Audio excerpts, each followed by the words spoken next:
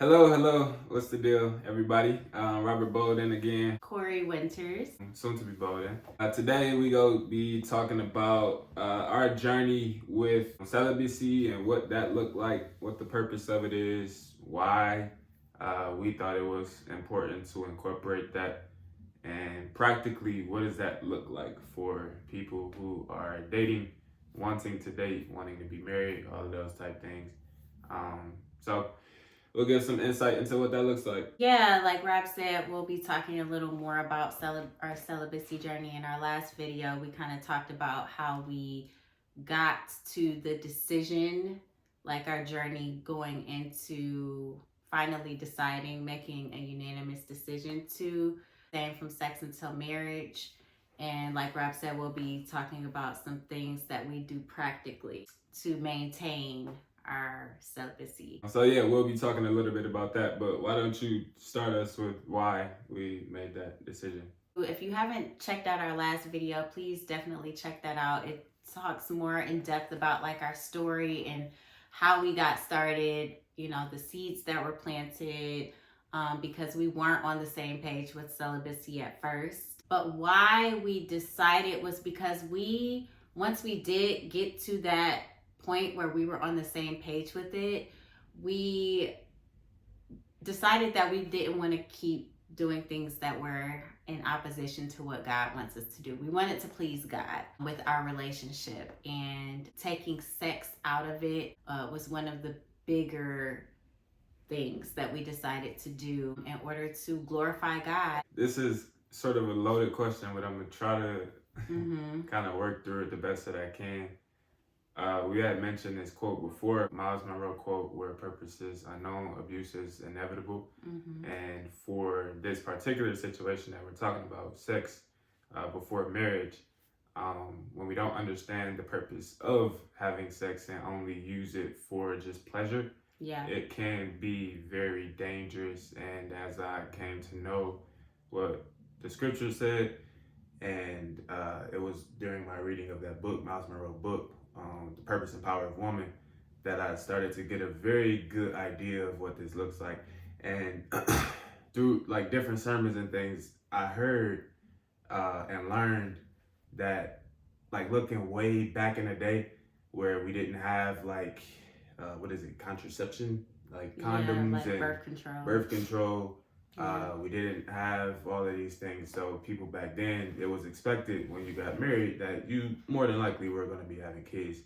And that is, thinking of it from that perspective, the institution was made so that when you did have kids, the woman and children were protected, where the man would then be, even if he decided to leave, there would be something to protect the woman. The institution of marriage. The institution of marriage. Right. So outside of that, it's kind of like the woman's out on her own. The father, since they're not married, has no real responsibility. He should be doing the things that we know he should be doing, but it's not mandated that he does that. So when you just look at it foundationally, the family structure way back then, it's kind of been convoluted now to where like we get into relationships and it's kind of like, do we want to have kids? If so, cool. If not, no big deal. Whereas back then it was like a non-negotiable almost. So I think these things just have to be kind of thought out a little bit more.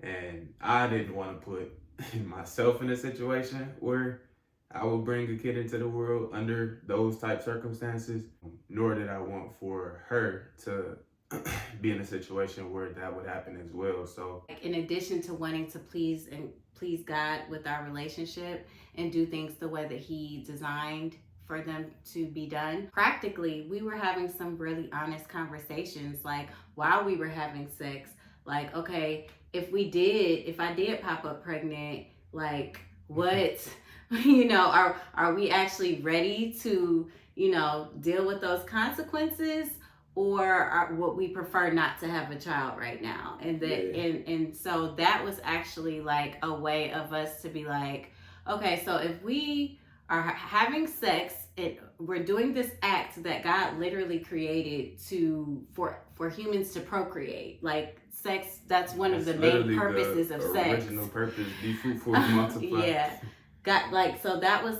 one of that's the main purpose of sex. I mean, in addition to connecting, with becoming one. Right.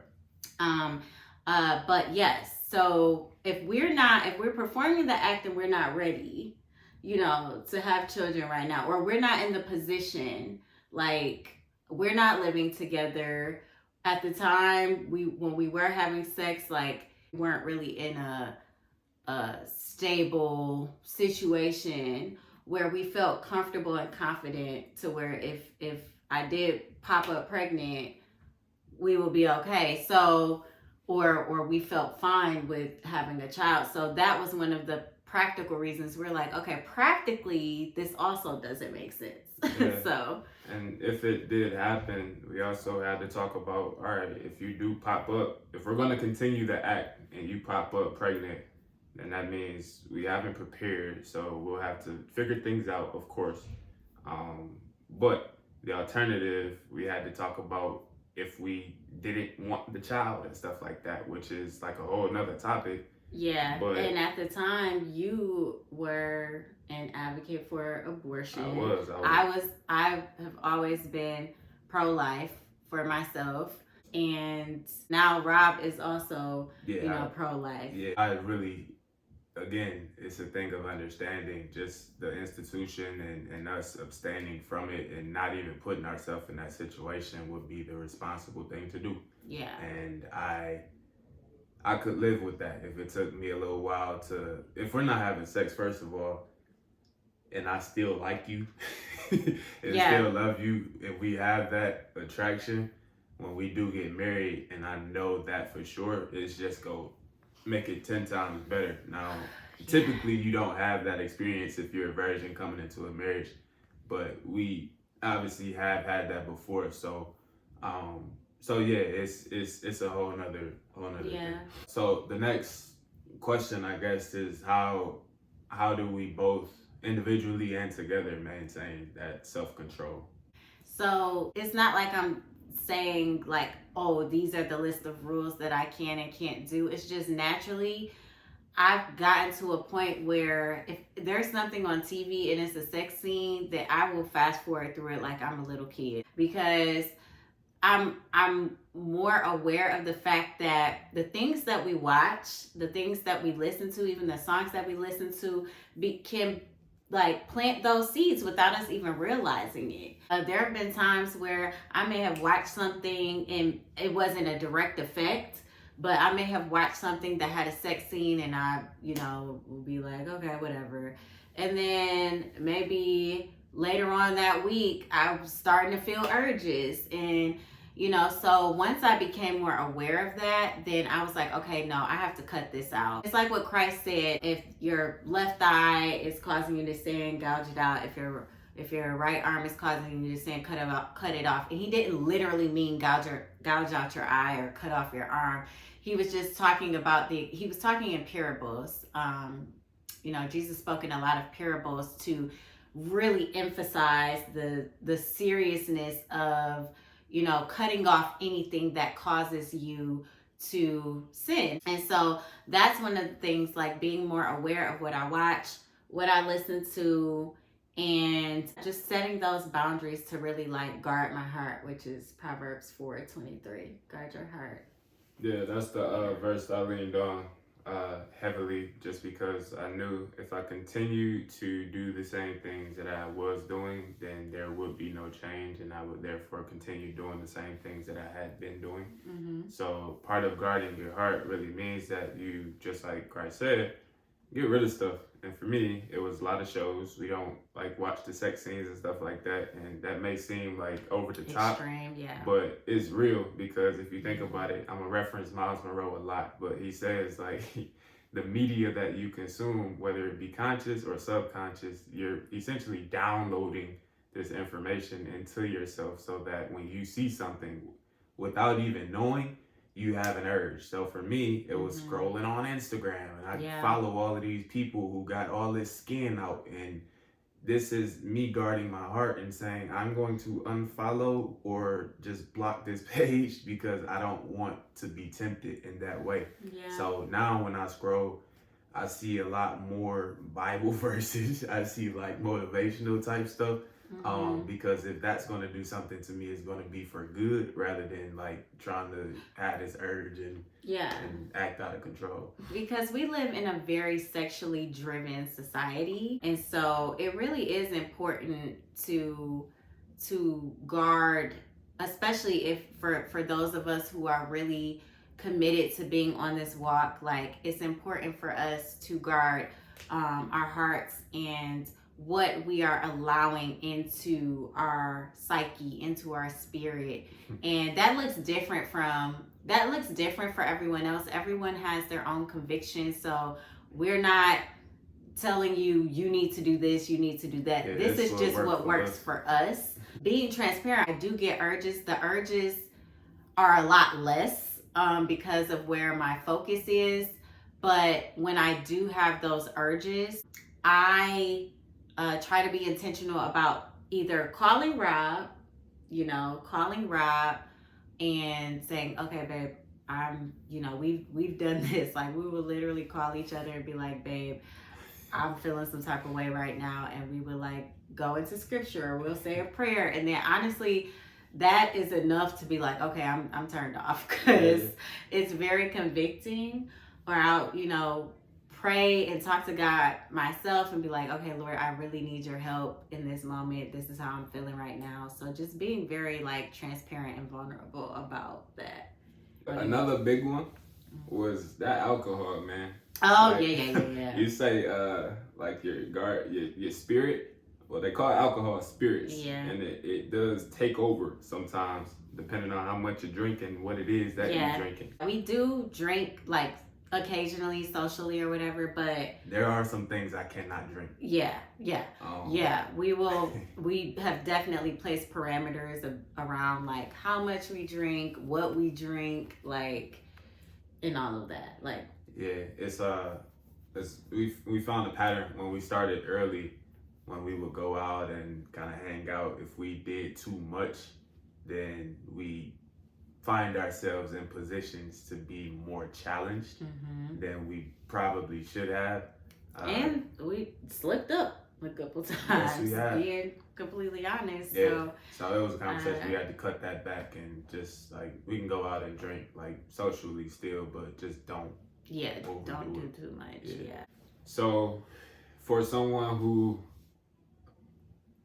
is in a situation where they're dating and they looking at us like, it's great that you guys are doing that, but that's you, and I'm going to continue doing what I do.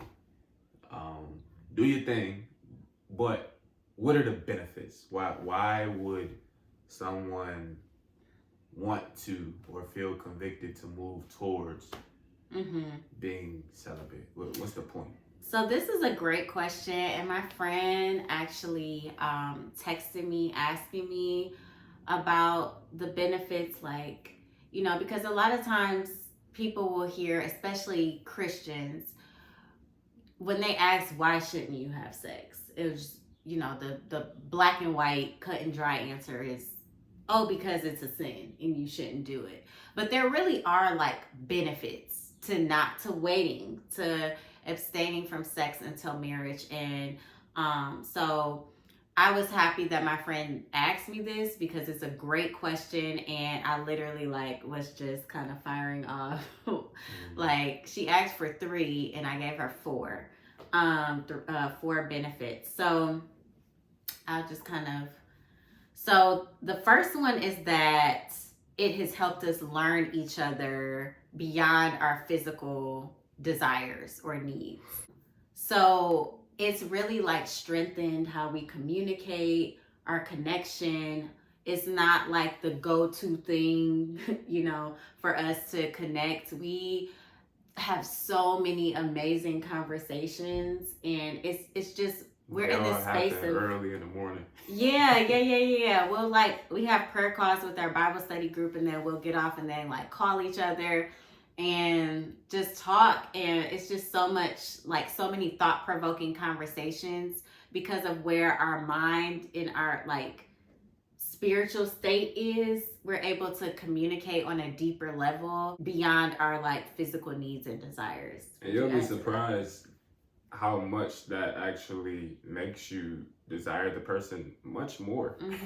Because when you know you're not in covenant and you have access to that, it's kind of like the watered down version. So sure, it's pleasurable and you do your thing. However, like for what it will be and what it could be, it's gonna be so much better. And I'm willing to wait for that just because I know the benefit. Yeah. This delayed gratification, which is typically where we live in a instant gratification. I also said that it allows us to show up for one another in a way that's pure, genuine, and selfless. Like, it's just, we just show up and we communicate on a whole nother level. The second thing was abstaining from sex keeps us focused on the bigger picture, like God's idea for sex. It's amazing. I'm just thinking back to when we were having sex, how distracted I was. Both of us. Yeah, it's like if you really want to get some stuff done, take away the distractions. And that can mean, like, we're talking about sex right now, that's one, but Instagram was another, alcohol was another. Like, it's like a snowball effect of eliminating distractions. And like after having sex, man, you tired, you want to go to sleep, you ain't got that much energy. Like, and sometimes I'm like very energized afterwards, but you never know. Like, and those things can, if I first thing in the morning you getting it in and you ain't got energy for the day, your whole day probably gonna be jacked up. So it's I don't know, when you really are like focused on the bigger picture and looking at it from that aspect, it's an important thing, obviously, but in this point in our relationship, there are things that trump that on the hierarchy of priority. And we mentioned earlier like how God's idea and design for sex was meant for marriage between a husband and wife, and just the perfect image of two people becoming one and, you know, procreating, producing children to create that legacy of God's kingdom on earth. And so just that whole picture and image of that, it like keeping that in mind helps us stay grounded and like that's really all it's about. Is, I mean, Genesis chapter 2, is it 2 or 3? It's literally be fruitful, multiply. That's the first command that we are given off the rip. So to be able to do that, like when you really think about it, God is the only person that can create life. When you are in covenant, you are given the right to give life. Like it's very symbolic in that way. Like, God is our protector, our provider. He's the prophet. He speaks to us and gives us a vision for the future. When you are in covenant, you are the protector as the man. You are the provider as the man. You are like yoked with someone else who could, I don't know what the correlation is, maybe the Holy Spirit or something like that. You have somebody to help you out to put all of this together. And you're bringing up other people, which is what God does, or Jesus does when he had his disciples and stuff like that. So it's the perfect image of God. Yeah, literally 100%. But perfect image of God on earth. Again, when you don't really understand it in that way, you just kind of willy-nilly do things. Where purpose is unknown, abuse is inevitable. We'll come back to that quote probably a million times, but So, that's good. The third thing is that abstaining from sex reminds us how much we need the power of God to please him. Like, we literally need God to please God. So it reminds us of our humanity, of how limited we are in our strength and our wisdom. And like I said earlier, like in moments where I have urges, I'll literally go to God and tell him, Lord, I need the strength. I need your strength right now. So it just reminds us of our position and how we need God to please him. Also, I mean, we always can go to God for sure, but as we've been obviously very open about this and what we're doing, like now I'm to the point to where the things that I say, I have to back those things up. So like as you really in the word, you have these convictions and you have to live a certain way to honor those convictions. And I just can't let down, obviously, her, but for the other people who are attempting to do this also, we are to be that example. And I can't just be out here just doing whatever. Wilding out. Yeah. Because then it's like it feels, even in the moments where we slipped up, like, it's like, okay, great. It felt great for like that temporary moment. And then afterwards, we like, bro, like, you know. It's a way. I go to a men's group that we meet. It's once a month right now. But one of the keys that they tell a lot of the men to focus on is not just investing for the world as we see it today, but to invest eternally. And that just kind of opened up a whole another layer of my mind, because this decision that we're making is not storing up treasure today, which is the right now gratification, but storing up treasure for eternity when I go see God. And that's the treasure that I look forward to more than anything. So it's a lot around it. We could probably talk another hour about it, but I think that's one more. Oh, we still got one more? Just one more, the bonus. It gives us something to look forward to. And boy, am I looking forward to it. We got how many days, babe? Our wedding is in September, so we are literally like, it's one thing that I also shared with her was like, sex is pleasurable in itself, on its own. We already know that.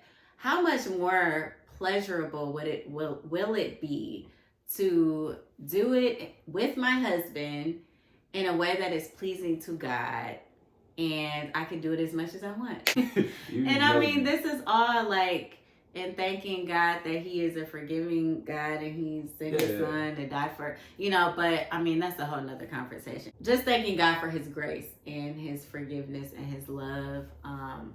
But that's all the more reason why we are so driven to please Him, and how we live our lives and how we, operate in our relationships, how we steward over our relationship, one another and ourselves, and And we invite, just like we sharing this right now, just to a general audience, like the people around us, we really encourage them and appreciate them for speaking it to us. Like if you ever see Rob out here doing anything that is not biblical, or Kori, pull me to the side. Like Kori, if you see her out here doing something that she ain't got no business doing, pull us to the side, man. Check us. Like we need that. I mean, that's really it, just accountability, keeping each other, honest to God's standard. And and we're not perfect.